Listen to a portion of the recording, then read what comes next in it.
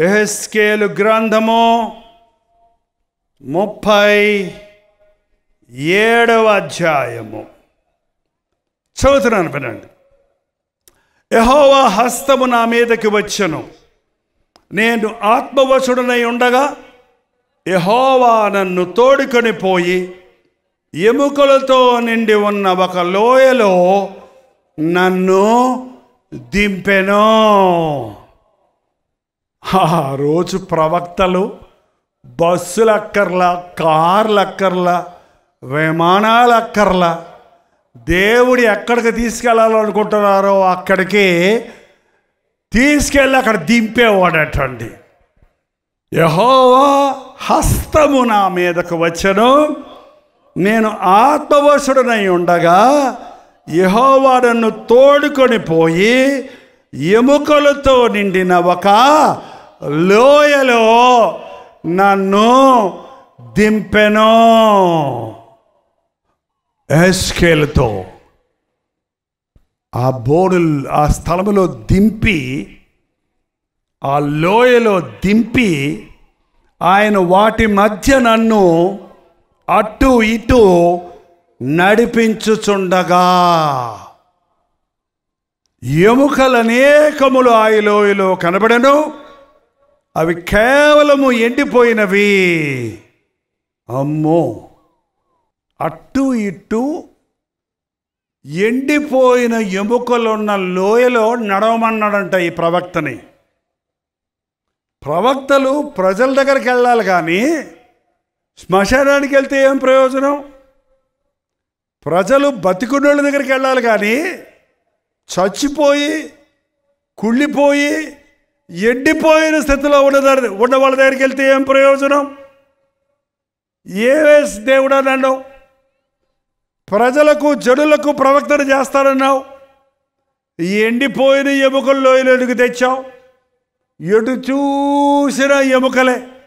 పుర్ర ఎక్కడుంది, చేతులు ఎక్కడున్నాయి, కాళ్ళు ఎక్కడున్నాయి, అస్థి పంజరాల గుట్టలుగా ఉన్నాయి అక్కడ. అవన్నీ చూపించి దేవుడు ఆ ప్రవక్తను ఒక ప్రశ్న వేస్తున్నాడు. చూడండి, ఎముకలు అనేకములు లోయలో నుండినవి కేవలము ఎండిపోయి ఉండెను. ఆయన నరపుత్రుడా, ఎండిపోయిన ఈ ఎముకలు బ్రతకగలవా అని నన్ను అడగగా. కొన్నిసార్లు దేవుడు వేసే ప్రశ్నలు మనకు పిచ్చిగా ఉంటాయండి. ఎండిపోయిన ఎముకలు చూపించి ఇవి బ్రతకగలవా అని ఈరోజు ఎవరినన్నా అడిగితే నీకేమన్నా పిచ్చా, నీకేమన్నా దెయ్యం పట్టిందా? ఎండిపోయిన వాళ్ళంటే ఎండిపోయిన ఎముకలంటే బతుకుతాయ్యా. చచ్చిపోయిన వాళ్ళే బతకరు, కుళ్ళిపోయిన వాళ్ళే బతికిరారు. ఎండిపోయినోడు గతేంటిక్క? ఎండిపోయిన ఎముకలు బతకగలవా? యెహెజ్కేలు చక్కటి సమాధానం చెప్పాడండి. చాలాసార్లు దేవుడు వేసే ప్రశ్నలకి, దేవుడు చేసే పనులు మనకు అర్థం కావు. అర్థం కానప్పుడు అనవసరంగా నోరు తెరవద్దు. అర్థం కానప్పుడు ఎదురు ప్రశ్నలు వేయొద్దు.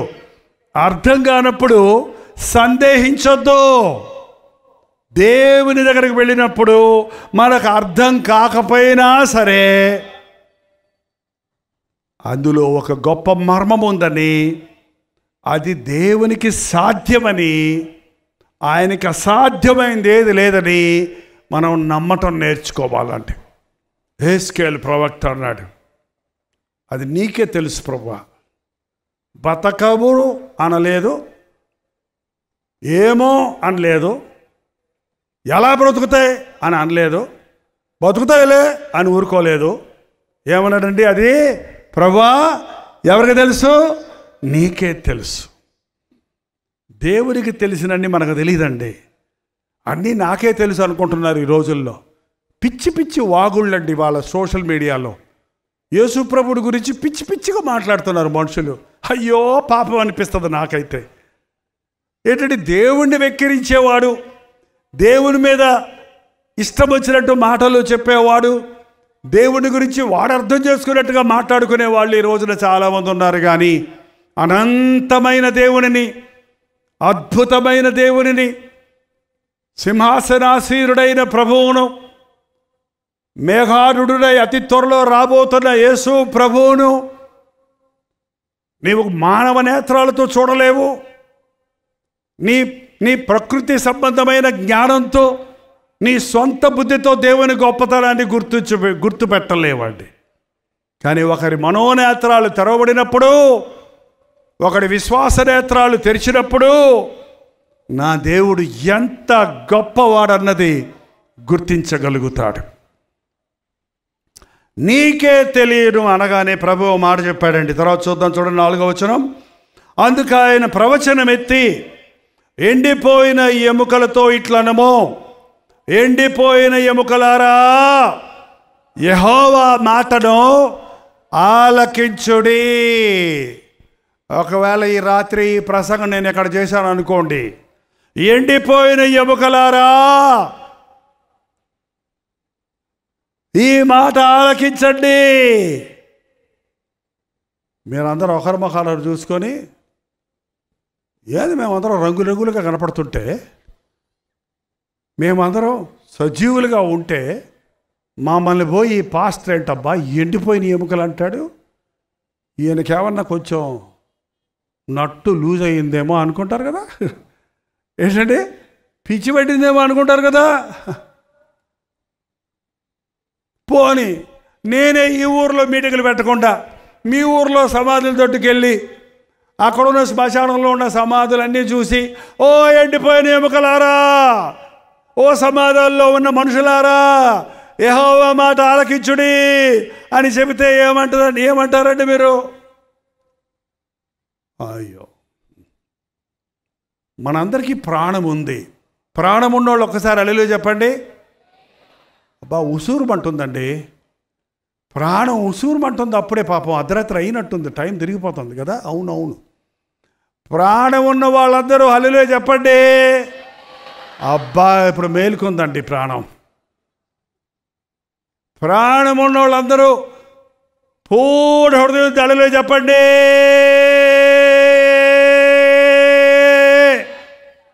అబ్బా, శ్మశానంలో బోధ చేస్తే ఎవడు ఎండండి. ఎండిపోయిన ఎముకలకి ఎలా చేయమంటారు బోధ? చచ్చిపోయిన వాళ్ళు ప్రభా ఏం చెప్పమంటావు వాళ్ళకి? ఏం ప్రయోజనం? చాలాసార్లు అని అనిపిస్తుంది. మేము కొన్ని స్థలాలకు వెళ్ళినప్పుడు, మీరు చాలా బాగుండారండి, నేను చెప్తున్నాను. నేను మీటింగ్ అయిన తర్వాత మదిరలో ఉన్న విశ్వాసులు చాలామంది కొంచెం భక్తి కలిగిన వాళ్ళుగా ఉన్నారు, మందిరాలకు వెళ్ళే వాళ్ళుగా ఉన్నారు. కొన్ని చోట్లకి వెళ్ళినప్పుడు స్పందన ఉండదు, వీళ్ళు చక్కగా స్పందిస్తున్నారు, భక్తి ఆశ కలిగిన వారుగా ఉన్నారని నేను ప్రభువుని స్తుతిస్తున్నా. అంతలోకే గర్వం రానివ్వకండి. అసలు సంగతి ఏం తెలుసు? బైబిల్ పట్టుకున్నంతనే భక్తుడా, చర్చికి వెళ్ళినంటనే విశ్వాస అని మనం అనుకుంటాం. పాస్టర్ గారు మెచ్చుకుంటాడు, కానీ ప్రభువు ఏం చూస్తున్నాడు? నీ చేతిలో బైబిల్ చూస్తలేదు, నీ మనసులో బైబిల్కు లోబడుతున్నావా లేదో చూస్తున్నాడు. నువ్వు చర్చికి వెళ్తున్నావా లేదో చూస్తలేదు. చర్చికి వెళ్ళినప్పుడు దేవుని మాట విని వణుకుతున్నావా, ఆ మాటతో నీ హృదయాన్ని సరిచేసుకుంటున్నావా అని చూస్తున్నాడు.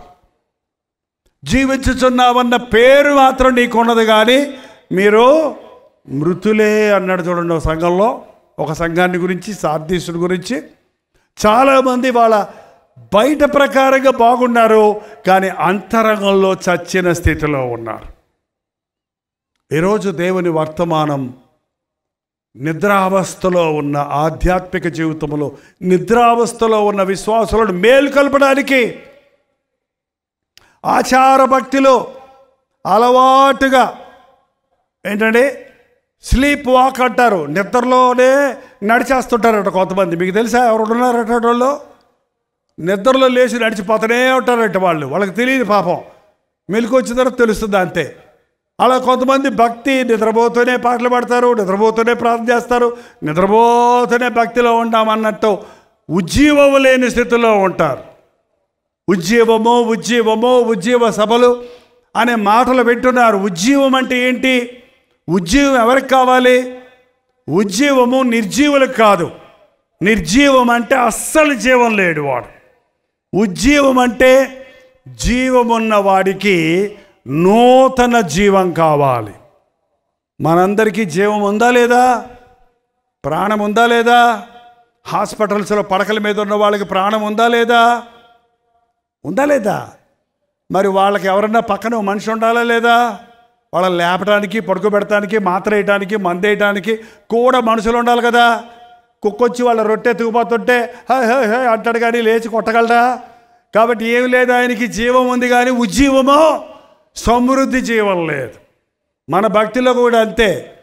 బతుకుచున్నామని పేరు ఉంది కానీ సాతాన్ని ఎదిరించలేకపోతున్నాం, పాపాన్ని జయించలేకపోతున్నాం. కొన్ని విషయాల్లో మనకు విడుదల లేదు. అందుకే దేవుడు నేను గొర్రెలకు జీవము కలుగుటకు అది సమృద్ధిగా కలుగుటకు ఈ లోకంలోకి వచ్చారన్నాడు. ప్రతి క్రైస్తవుడు ఇంకొకటి మీద ఆధారపడేవాడిగా కాకుండా వాడంతటా వాడే జీవించాలి. మరి అనేకులకు ఆసరాగా చేయూతనిచ్చే స్థాయికి లేవాలి. మీరు రక్షించబడటం గొప్ప కాదు, మీ ఇంటి వారిని రక్షణలోనికి నడిపించుకోవాలి. మీరు ప్రభువుని ఎరిగితే సరిపోదు, మీ చుట్టూ వారికి యేసుక్రీస్తు నామాన్ని ప్రకటన చెయ్యాలి. కాబట్టి ప్రభు చెప్తున్నాడు, ఎండిపోయిన ఎముకలారా, దేవుడు మీకు ఈ మాటలు సెలవిస్తున్నాడు. 5వ వచనం, ఎముకలకు ప్రభువు యెహోవా సెలవిచ్చినదేమనగా, మీరు బ్రతుకున్నట్లు నేను మీలోనికి జీవాత్మను రప్పించుచున్నాను. జీవాత్మ వీరి మీదకి రమ్ము. 9వ వచనం అంటే, అప్పుడు ఆయన నరపుత్రుడా, జీవాత్మ వచ్చినట్లు ప్రవచించి ఇట్లనము, యెహోవా సెలవిచ్చినదేమనగా, జీవాత్మ నలుదిక్కుల నుండి వచ్చి హతులైన వీరు బ్రతుకున్నట్లు వీరి మీద ఊపిరి విడువము. జీవాత్మ వీరి మీదకి రమ్ము. అంతే. అంతవరకు చచ్చిపోయిన ఎముకలు, ఎండిపోయిన ఎముకలు ఒకదానికొకటి అంతుకోవటం ప్రారంభించాయి. అక్కడున్న పుర్రె, ఇక్కడున్న కాలు, అక్కడున్న చెయ్యి, దేనికి దానికి అన్నీ అతుక్కున్నాయి. అక్కడ గడగడమను శబ్దం పుట్టింది. ఏంటంటే క్రైస్తవ సభలలో శబ్దం కలగాలండి. పరిశుద్ధాత్ముడు మన మధ్య సంచరిస్తున్నప్పుడు ప్రార్థించుకుందాం అన్నప్పుడు విశ్వాసులు తల కిందకి పెట్టి కళ్ళు మూసుకొని మౌనంగా ఉండటం కాదు, కానీ అక్కడ గడగడమను శబ్దం పుట్టాలి. పరిశుద్ధాత్ముని కార్యం హృదయంలో జరిగినప్పుడు, విరిగి నలిగిన హృదయం మనకు కలిగినప్పుడు, మన హృదయ స్థితిని మనం ఎరిగినప్పుడు, మనం పశ్చాత్తాపడుతున్నప్పుడు ఉచ్చరింప శక్యము కాని మూలుగులతో ఏం చేస్తాం? ప్రార్థన చేస్తాం. ప్రార్థన చేస్తున్నప్పుడు పరిశుద్ధాత్ముడి యొక్క అభిషేకం మనం పొందుతున్నప్పుడు మన శరీరములో ఉన్న రోగముల నుండి, పితృపారంపర్యంగా మనల్ని వెంబడిస్తున్న ఆ వ్యర్థ ప్రవర్తన నుండి, ఆ దురభ్యాసాల నుండి, ఆ పాపం మీద ఉన్న మోజు నుండి, మన శరీర మానసిక ఆధ్యాత్మిక బలహీనతల నుండి మనం విడిపించబడతాం. ఈ రాత్రి అలాంటి కార్యాన్ని ఈ ఆవరణలో జరిగించాలని, నీ జీవితంలో ఏది నా చేత కాదని వదిలేసావో, ఏ విషయంలో నేను ఇంతే అని అనుకుంటున్నావో, నా బ్రతికింతే అని దిగులుతో ఉన్నావో, అందులో నిన్ను ఉజ్జీవింపజేయాలని, అందులో నిన్ను లేవనెత్తాలని పరిశుద్ధాత్ముడు మన మధ్య సంచరిస్తూ ఉన్నాడు. నీ హృదయంలో కదలికుందా? దేవుని ఆత్మను కార్యాన్ని నీవు పొందుట కొరకు విశ్వసిస్తున్నావా? ఎదురు చూస్తున్నావా? దేవా, ఈరోజు నన్ను మార్చు, ఈరోజు నన్ను దర్శించు, సంవత్సరాల తరబడి నన్ను వెంటాడుతున్న నా శోధనల నుండి నన్ను తప్పించు అనే ఆశతో ఇక్కడున్న వారి పట్ల దేవుడు ఒక అద్భుతాన్ని చేయబోతూ ఉన్నాడు. తర్వాత వచ్చిన చదువుతున్నారు రండి. 11వ వచనం, అప్పుడు ఆయన నాతో ఇట్లను, నరపుత్రుడా, ఎముకలు ఇశ్రాయేలులందరినీ సూచించున్నది. వారు మన ఎముకలు ఎండిపోయెను, మన ఆశ విఫలమాయెను, మనము నాశనమైపోతిమి అనుకొనుచున్నారు.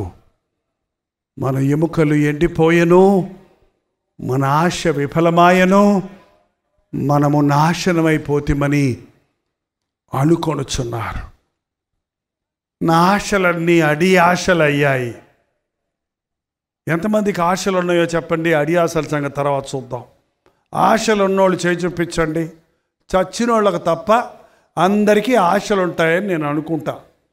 మీకు ఆశే లేదంటే అసలు ఏంటో మీ సంగతి నాకు తెలియలే. ఆశలు ఉన్న వాళ్ళందరూ మర్యాదగా చెయ్యి ఎత్తేయండి. ఎందుకు వచ్చిన గొడవ? కనీసం నాకు కనపడకపోయినా మీ పక్కన ఉన్నోళ్ళు మీ వైపుని ఎగాదిగా చూస్తారు, నీకు ఆశలే లేవా అని. ఓకే, అవి ఏ ఆశలో తెలియదు. ఈ లోకంలో ఉన్నదంతా నేత్రాశ, శరీరాశ, జీవపు డంబం. ఈ ఆశలొద్దు మనకి, ఈ ఆశలొద్దు. చూసిందంతా కొనుక్కోవాలనే ఆశ, చూసిందంతా నోరూరిందంతా తినాలనే ఆశ, లోకంలో గొప్పవాళ్ళం అయిపోయి పేరు ప్రఖ్యాతులు డబ్బులు సంపాదించుకోవాలనే ఆశ. ఇవి ప్రతివాడికి సహజంగా వచ్చే ఆశలు. ఇవి కాదండి మన ఆశలు. యేసులాగా ఉండాలనే ఆశ. నేను కూడా గంటల తరబడి ప్రార్థన చేయాలనే ఆశ. నేను కూడా నా మనస్సాక్షిని కాపాడుకోవాలనే ఆశ. నేను కూడా నా నోటిని దేవుని కొరకు వాడాలనే ఆశ. నా దేవుని కొరకు నేను ఏదైనా చేయాలి అనేటువంటి ఆశ. ఆధ్యాత్మికంగా భక్తిలో వృద్ధి చెందే వారికి ఇలాంటి ఉన్నతమైన ఆశలు ఉంటాయి. వాళ్ళు అంటుంటారు, నేను ప్రార్థన చెయ్యాలనుకుంటున్నానయ్యా, చేయలేకపోతున్నానయ్యా. మందిరానికి వారం వెళ్ళాలనుకుంటున్నానయ్యా, మందిరం అనేటప్పటికే నాకేదో ఒక శోధన వస్తుందయ్యా. దేవుని సన్నిధికి వెళ్ళలేకపోతున్నానయ్యా. ప్రార్థించుకుందామని ముసుగేసుకొని ఒక మూలకి వెళ్ళిన వెంటనే నాకు ఒక ఆటంకం వచ్చి ప్రార్థన చేసుకోలేకపోతున్నానయ్యా. మీరు చెప్పారు కదా బూతులు ఆడొద్దని అని పెదం బెగబట్టుకుంటున్నాను కానయ్యా, తుస్సును వచ్చేస్తుంది అయ్యా. ఎక్కడి నుంచి వస్తుందో ఏంటండి. చాలాసార్లు సాతెత్తి నేను యేసయ్య కొరకు జీవిస్తానని మాట ఇచ్చానయ్యా దేవునికి, కానీ దేవుని కొరకు పరిశుద్ధంగా బ్రతకలేకపోతున్నానయ్యా. చాలామంది విశ్వాసులండి ఇలాంటి సభల తర్వాత ఒక 4 రోజులు 5 రోజులు చాలా నిష్టగా ఉంటారు. తాగుబోతులు ఇక తాగరు, గొడవ పెట్టుకునే వాళ్ళు గొడవ పెట్టరు, అబద్ధాలు ఆడేవాళ్ళు ఆడరు. ఆ ఎన్ని సీరియళ్ళు ఎన్ని సినిమాలు దాంట్లో టీవీలో కనపడ్డా చూడడం. ఆరాధన ఛానల్ చూస్తా, శుభవార్తల వాక్యం వింటా, మా మూవీస్లో చూస్తాను. మా మూవీస్లో కల్వరీ దర్శనం అని ముగించినట్టే టంగున సినిమా వస్తుందంట. అది కూడా చూస్తున్నారా? హల్లెలూయా. నేను అనుకున్న సినిమా ఏంచావు ప్రభా నీకు స్తోత్రం అంటున్నారా మళ్ళీ. కల్వరీ దర్శనం అయినంటనే టీవీ ఏం చేయాలి? ఆపు చెయ్యాలి. ఆపు చేయకపోతే మీరు వినదంతా ఏమైపోద్ది? మంచి శ్రేష్టమైన పాలలో చిటికలు విషమేస్తే ఏమైపోద్ది అన్నది? పాల విషమా? అది విషమే. నాకు ఆశ ఉంది కానీ దాన్ని నెరవేర్చలేకపోతున్నాను. పౌలు భక్తుడు అన్నాడు, అయ్యో నేనెంత దౌర్భాగ్యుడను, ఇటు మరణమునకు లోనైన శరీరము నుండి నన్ను ఎవడు విడిపిస్తాడు? పాపము చేయకూడదు అనుకుంటున్నాను కానీ నేను వద్దనుకున్నదే చేస్తున్నాను, నేను చెయ్యాలనుకుంటున్నది చేయలేకపోతున్నాను. మానవుడండి తన సొంత శక్తితో పాపాన్ని జయిద్దామని సాతాను జయిద్దామని ప్రయత్నిస్తున్నాడు కానీ మనం మన సొంత శక్తితో అపవాదిని ఎదిరించలేము. గనుకే మనకంటే బలవంతుడైన సాతానును జయించుటకు సాతాను కంటే కోట్ల రెట్లు బలవంతుడైన దేవుడు దిగివచ్చి నీ వలే నా వలే రక్తమాంసాల్లో పాలుభాగస్తుడై సాతాను తలను చితకగొట్టి మనకు తన కృపనిచ్చి ఉన్నాడండి. నీ అంతట నువ్వు సైతాన్తో పోరాడలేవు. నన్ను బలపరచు వాని యందు నేను సమస్తము చేయగలను. లేచి నిలబడండి. మోకరించగలిగిన వాళ్ళు మోకరించండి. లేని వారు నిలబడి దేవునితో నోరు విప్పి ఒక్క మాట చెప్పండి. ప్రతి ఒక్కరు ప్రార్థన చేద్దాం. పరిశుద్ధుడా, ప్రేమగల తండ్రి, ఈ ఆవరణలో కూడి వచ్చిన నీ బిడ్డలను ఒక్కసారి చూడయ్యా, ఒక్కసారి చూడయ్యా. నీ కనుదృష్టిలో ఎవరు దాగలేము కదా. నేను సమీపము నుండి చూచు దేవుడను మాత్రమేనా? దూరము నుండి చూచు దేవుడను కానా? నాకు కనబడకుండా రహస్య స్థలంలో దాగలిగిన వాడు ఎవడైనా ఉన్నాడా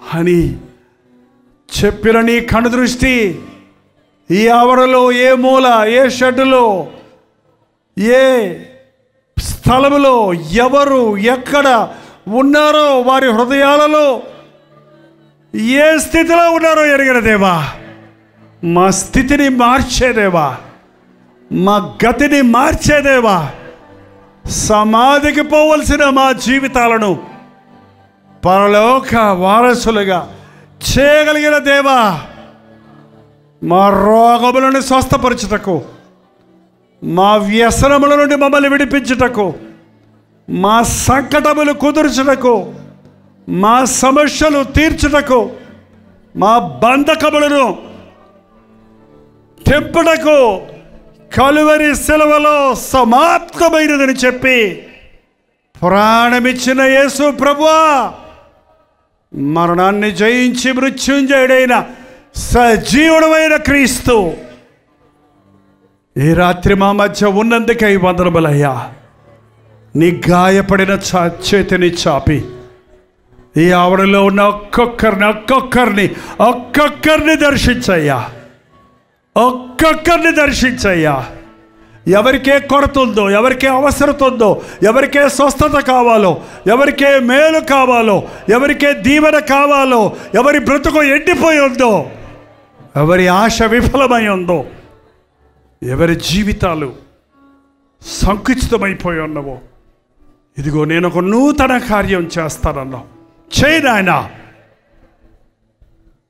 నడినెత్తి నుండి అరికాలు వరకు మా జీవితాలలో, మా శరీరాల్లో ఉన్న ప్రతి లోపమును సరిచేయుట కొరకు నిలువెల్ల నలగొట్టబడి నీ రక్తమును చిందించి మమ్మను స్వస్థపరచుటకు శక్తి కలిగిన దేవా, ఈ మీటింగ్ ముగిసిన పరిశుద్ధాత్మ కార్యాలు మా హృదయాలలో కొనసాగినట్లుగా, నా బంధకములు తెగిపోయినవి, నా కన్నీరు తొడవబడినది, నా కీడు మేలుగా మారినది, నా హృదయ వాంఛ తీరినది, నా యేసయ్య నాకు అద్భుతం చేశాడని మేము ఎగిరి గంతులు వేస్తూ సాక్ష్యములు చెప్పినట్లుగా పరిశుద్ధాత్మ కార్యాలు కొనసాగించమని యేసుక్రీస్తు నామములో అడుగుచున్నాము తండ్రి.